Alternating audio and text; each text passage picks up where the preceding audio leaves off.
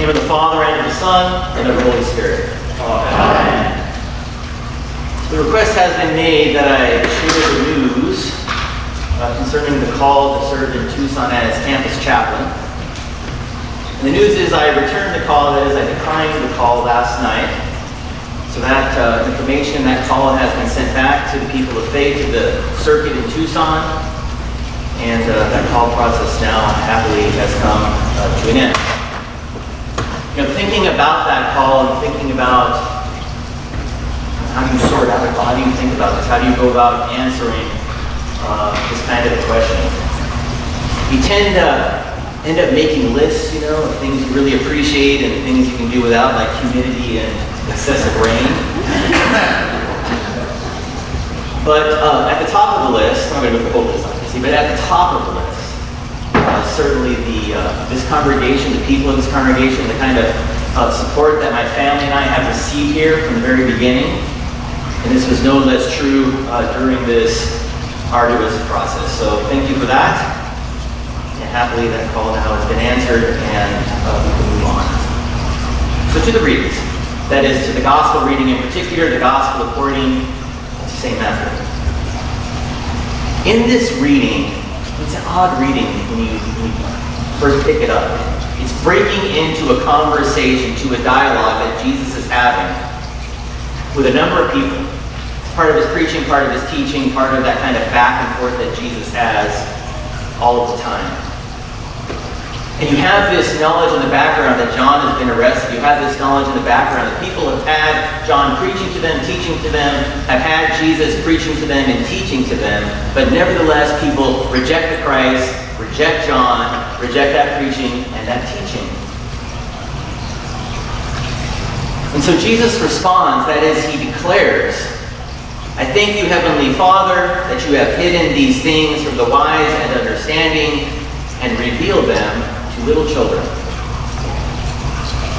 And that is a jarring statement. That is the shocking statement, because when we think of God, when we think of Christ, when we think of preaching and teaching, we think the idea there is that everybody should hear this and everybody should understand this. Right? Like we don't offer prayers and say, we thank you, Heavenly Father, that only this side of the church has understood this, but the rest of them over there, they all remain in the dark. It doesn't make any sense. We have teachings later on from St. Paul who just says very straightforwardly that what this is all about, what God is all about, is bringing to all people to repentance and all people to a knowledge of the truth. So how can you have this teaching? How can you have this prayer? How can you have this thanks offered to God that some have things revealed to them and others are left in the dark? Well, the answer to this is in Jesus' use of this word wise and wisdom and understanding.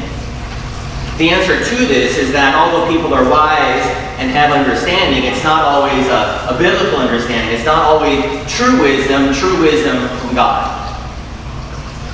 So let's start there. When the scriptures define wisdom, when the scriptures talk about wisdom, especially places like Psalms, Proverbs, right? The beginning of wisdom is the knowledge of God. So foundation, your starting point, as you think about the world, as you think about big questions, you have to have God there as the starting point, God as the foundation, or everything that follows is going to be of no value. Because you missed the first step. Now there are things, by the way, that are not, strictly speaking, written out for us in the Bible. We simply learn them in the world, right, in terms of experience and things like that. So how do you safely change your tire on the side of the road without getting killed, right, and successfully having the new tire? There's some wisdom there. I'm telling you this. You either know what you're doing or you don't. Just getting, and I was thinking, what are other things, just getting toothpaste on the toothbrush requires some wisdom, right? And if you have the young child and you say to them, today you're going to learn how to brush your teeth, here's the tube, give it a squeeze, right? Toothpaste goes everywhere, there's a total mess. There is some wisdom here, there is some experience here, there's some understanding and insight that is required to successfully brush one's teeth. This is true. But Jesus is in no way addressing this. He doesn't care about how you brush your teeth. He doesn't care about how much toothpaste you waste. He doesn't want you to die on the side of the road, but a long time, short time, it makes no difference. This is not the kind of wisdom that Jesus is addressing. It's that other kind of worldly wisdom that I was alluding to. It's that wisdom that says, okay, what are the most important things? What are the basic questions that all people should face? Things like, who are we? And how did we get here? And how do we treat our neighbor? And what should we be doing with our lives? Well, when people begin to answer those questions, having isolated or excluded God from those questions, from those answers, well, the things that come forth, the things that fill in those blanks, end up being things which might seem intelligent, might seem quite interesting, might seem all sorts of things, but in the end are of no value.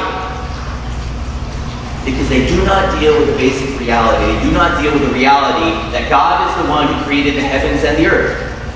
That God is the one who brought us into our existence and placed us in this world. That God desires for us to be in communion, that is a right relationship with Him, to love our neighbor. If you don't have God as a part of that conversation, you don't have God as a part of that thinking, then you don't get those answers, and the answers that you have will not be good enough. And so this is the issue then with the wise, the so-called wise, according to this world. They've got their minds and their brains in a certain place. They found a way to exclude and keep God to the outside. They're hardened in their hearts, they're hardened in their positions. In the reading here you have Jesus who is among them, John the Baptist, the preacher who is among them, preaching and teaching, and nevertheless they reject it. They harden their hearts against them and their preaching.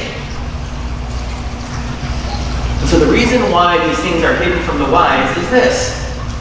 Because they can't handle it. They can't understand it. In the situation that they are in the hardness that they are in regard to heart and mind, they simply cannot make use of this kind of a thing, this truth which comes to them from God. In order for them to receive this, in order for them to receive this in terms of its benefits and its goods, they need to cease to be this wise, they need to cease to be this hard-headed person, they need to begin to understand what the Scriptures teach with regard to wisdom and the knowledge of God. And now you have a place to start, and now you have the kinds of changes that we need. Well, this is where the children come in. That's why this is great, great teaching, because now the children come in, and this is something which all of us understand. When it comes to kids, when it comes to children, we know certain things about them. We know, for example, that children, no offense to children, that children are needy. Especially little children, especially the youngest children. All the kids are smiling, so that's good. I mean, think of the baby, think of the infant, totally dependent. Dependent for food, dependent for drink, dependent for remaining clean, for changing, for all these kinds of things. And the thing about children, and the thing about children as they grow, is it's not like they're unaware of this. They are aware. I remember when I was a little kid, say, I was in the market, my mom's right back there, and what would happen to me if I were to get lost? Like, how would I figure this out? How would I sort this out? Would I just move on and, live behind the store, or would my mom find me? Or, I was totally aware that I was dependent upon my parents for my very survival. And almost all kids are. And so what Jesus is revealing to us here then is this pattern of faith, this pattern of how things are. That when it comes to the human person, us, when it comes to our relationship with God, foundational here, basic here, is the understanding that we have a need. And even the person who, the so-called wise person in this world, who will beyond these things, so on and so forth, well, this is the place where they need to hear a specific kind of word, and that word is the law. Which tells them clearly that they are not the center of the universe. Which tells them clearly that there is a God who is the creator of all things. And we are His creatures.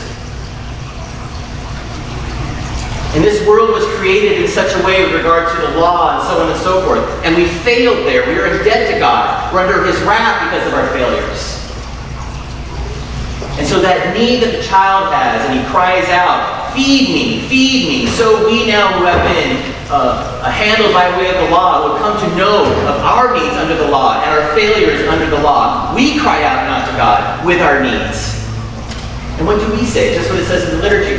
Lord have mercy, Christ have mercy, Lord have mercy. Because the true wisdom from above is we are not independent people, we are dependent people. The true wisdom from above is that we have failed under the law. The true wisdom from above is that we have a debt which we owe to God, which we cannot satisfy. The baby can't feed himself, and we cannot save ourselves. But there's something more here, at least in terms of this idea of child as pattern of faith. Not only is there a need here that the child knows about, and now we know in terms of our failure to keep the law, there's also a trust. It's an amazing thing to see how a child comes to trust the parent who hears the cries and doesn't say, I've heard all that before, I've got something else to do, sorry, you're going to have to wait. The child cries and knows that the parent will come. The child requests and knows that the parent cares. The child has a need and trusts that the parent will come and handle, that is, address the need. And so it is for us. We have come to know our needs under the law, that is, we have failed under the law. We're under God's condemnation. That is our utter need more than food and drink and even physical health. But God, because of his love for us, God, because of who he is, and not because of anything which we have done, has said, I know what that need is. I'm opposed to that need remaining.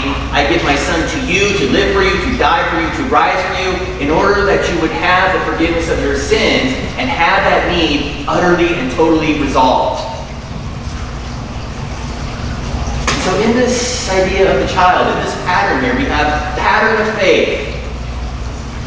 Needs under the law and needs addressed because of Christ, because of his life, his death, and his resurrection. And so on this day we hear these words from Jesus. I think they are shocking. I think they are jarring. I thank you, Heavenly Father, that you have hidden these things from the wise. But having worked through these words of Jesus and thought at greater length about these words of Jesus, we now are in a position then to offer our own thanks to the Father, because he has not left us in that state. He has not left us with hard heads. He has not left us with hard hearts. He has not left us in our sins and simply forsaken us. But rather, again, because of his love for us, because of his desire to remain in communion with us, he brings us out of places like sin and death and our own destruction. And he brings us to himself as his own children, knowing our needs, addressing our needs, granting us forgiveness, granting us life, bringing us through this life with all of its difficulties and all of its tragedies, and bringing us to that place which he has prepared for us, that life which is to come. And so for all these things we offer our thanks. In the name of the Father, and of the Son, and of the Holy Spirit. Amen.